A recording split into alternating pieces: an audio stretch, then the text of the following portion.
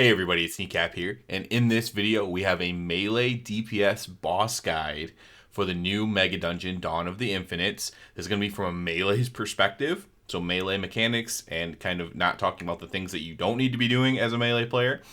And also this is going to kind of be from a perspective if you're in like a pickup group, right? Not like an elite group, trying to kind of keep this simple so everyone can complete the dungeon, right? And so we'll go boss to boss, and we're just going to talk about the mechanics that you need to know and how you should be handling them. So first boss is Chronicar. He's going to have a few abilities we have to deal with here. Sand Stomp is one.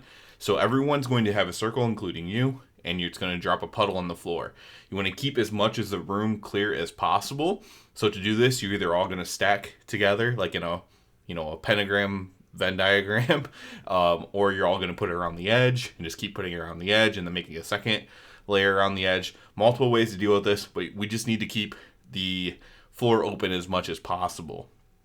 Another mechanic is Eon Shatter. So you're going to have to run out of any circles you see, a big circle, right? It's very, very prominent. And if you're the one targeted, you do need to, you need to be the one to go ahead and get yourself out of the group to make sure you don't hit anybody with that circle. And then the person who's targeted by this, there's a targeted person that's going to leave a small soak circle next to that person. So obviously the person targeted could just go stand in that soak circle. Not everyone's going to do this or react quick enough to this. So if you want to, you can be ready to do that. I was doing it on my horse as a Ret Paladin, so like anybody can do it. It's going to hit them. It's going to shoot little shards out of the circle, spraying outwards, so you just have to dodge those. You need to kind of run into those, but dodge them, run in between them, I guess you would say, and soak the circle. If you don't soak the circle, that's pretty much what's going to wipe you on this fight. He does a ton of damage, just need to soak this little circle.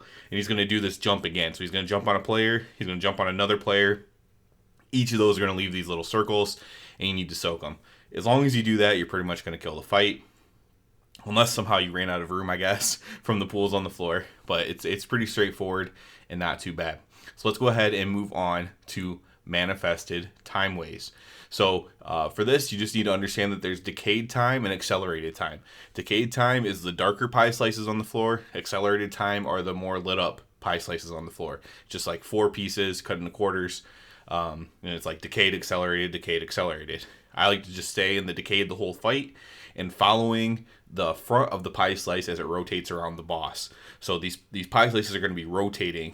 I think it was clockwise around the boss, and I just stay on the front line of that. So I'm always, if the front of the pie slice is going to 11 o'clock, then I'm at 10:59, whatever, or the hour hand before 10:59. I'm right in front of that pie slice, staying in the decayed time, but following it around. And this is for a different mechanic.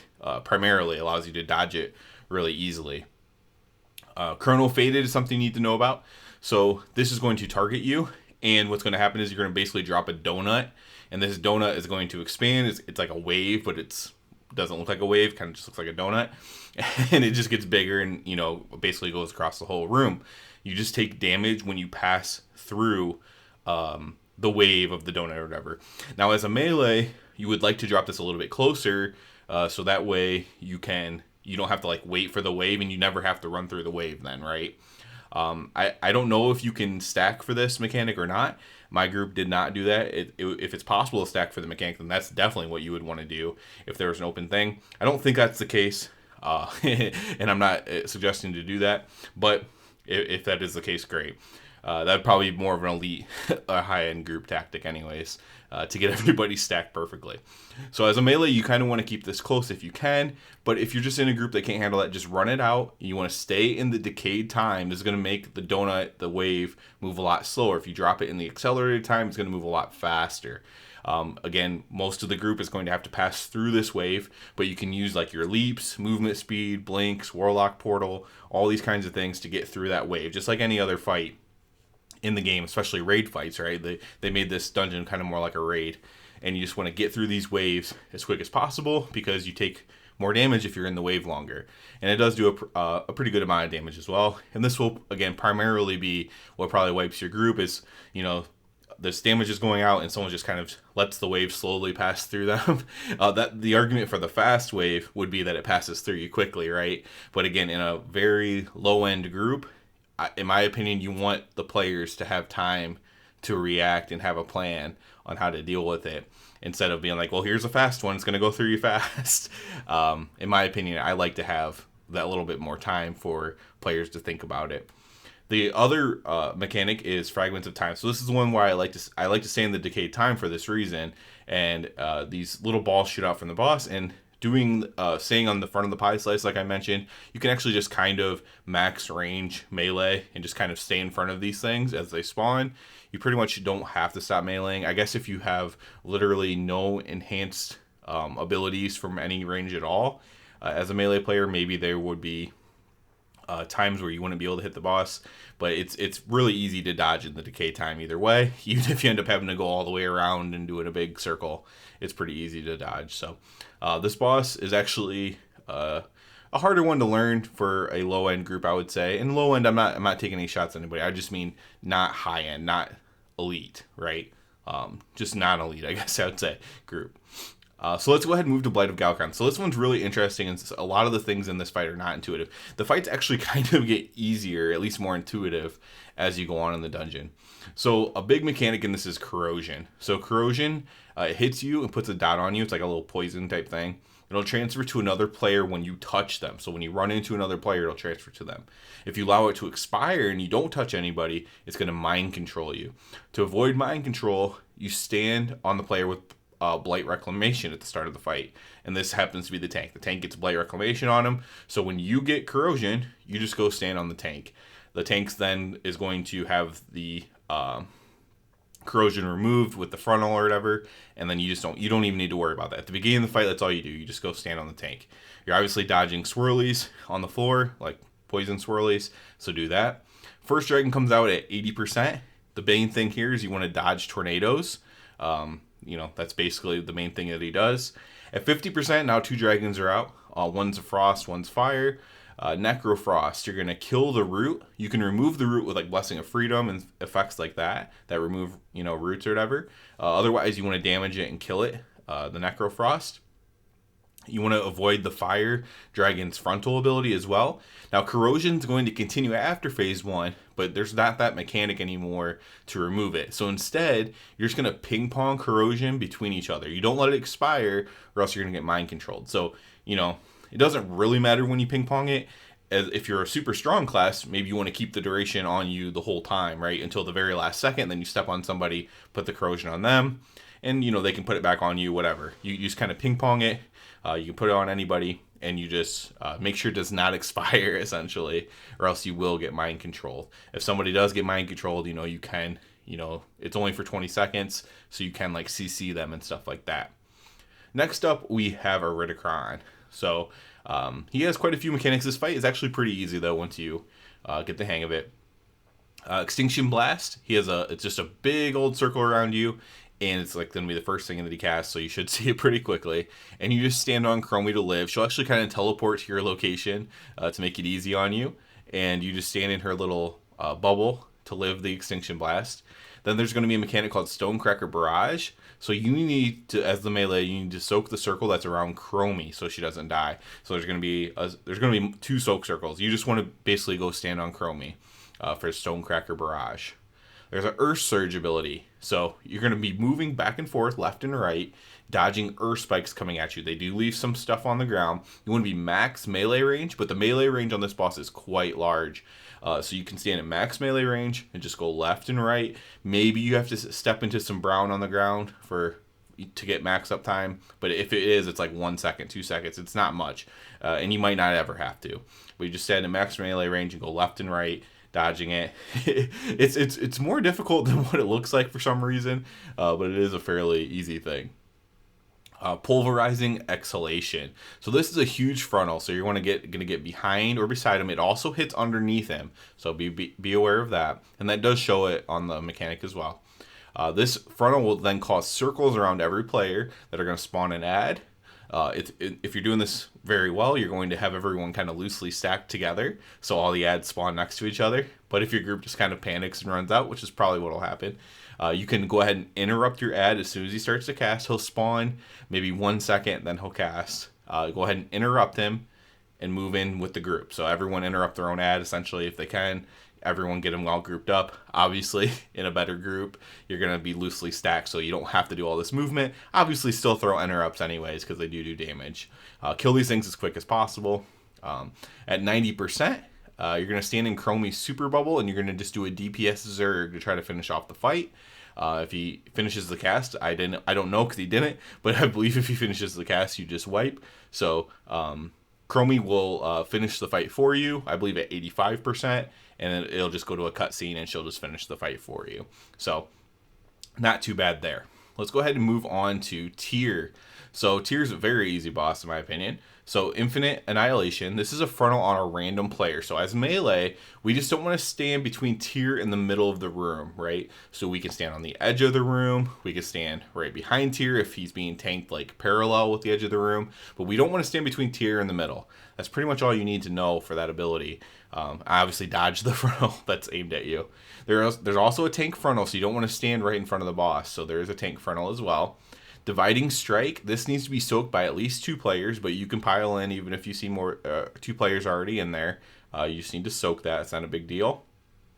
During intermission, it's like just an intermission phase. The reason why we're keeping the middle clear from the consecration stuff on the ground is because these balls are going to be coming from the outer edge towards the middle. We want to soak these balls. They're just going to give us a buff. It only stacks to 5. Let your teammates get some of these as well. It only stacks up to 5. It gives you a lot of haste.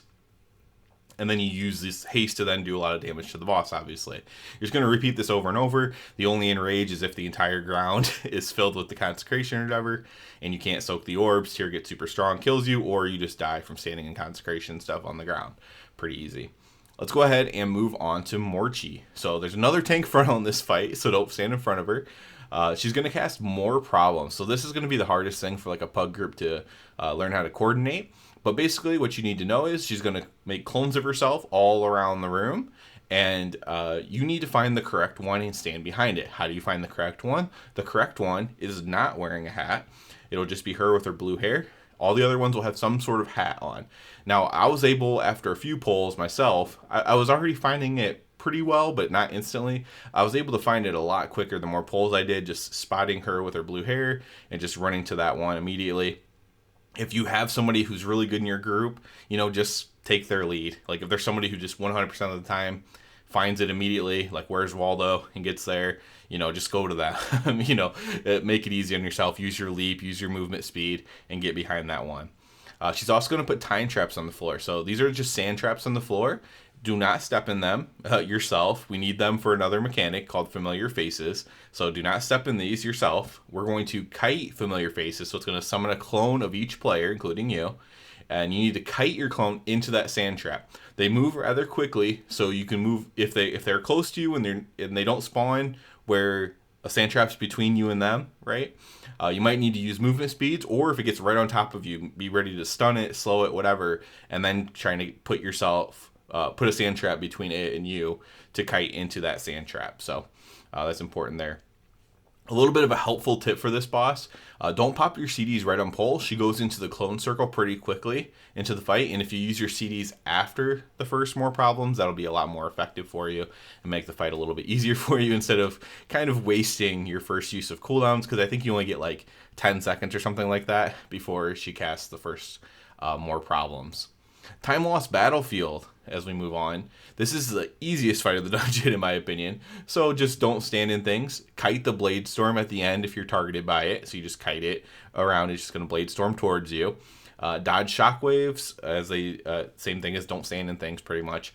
Just like 3 shockwaves in a row at different directions or different players. I couldn't tell if it was player baited or not, but in case it was, I was actually standing on the outer edge of the circle. So if it was player baited, no one else in my group would even have to worry about it, and I could just bait it to the edge of the room into nothingness and then move. That's something you can think about if it is player baited. Really super easy fight. Last boss, Chrono Lord Dios. So there's yet another tank frontal, but this one's very clear and marked on the ground, so you should be able to dodge it. Just don't stand in things as the roll for that one. Phase 1's all about ads. You want to focus your damage on them. You can cleave off onto the boss, or you can full single target the ads, whatever your group needs. There's an Infinity Orb mechanic. This happens throughout the entire fight.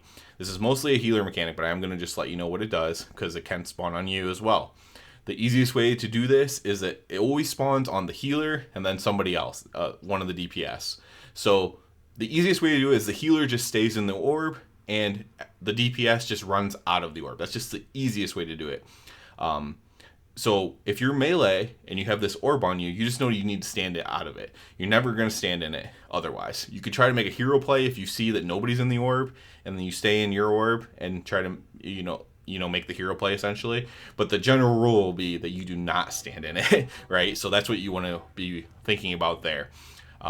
It should never really be the melee as the rule, because the boss is going to be moving and stuff like that, and you don't want to be standing still soaking this orb while the boss is moving. It's much better for the healer to do that. Now, some healers are melee healers, so maybe you coordinate something with the ranged DPS doing it instead, like taking over the healer's orb. That's fine, but that has nothing to do with melee, so we're not going to worry about that. In phase 2, Infinite Corruption leaves pools on the ground, so try to keep the room a little bit open and have these pools stacked up so on. This is something that I didn't really click in my head fast enough before we killed the boss. And you don't want to just drop these pools everywhere in the middle of the room. You want to just, ideally you want to kind of like move together as a group even and drop these pools in a way that like they're stacked up so you just have plenty of room.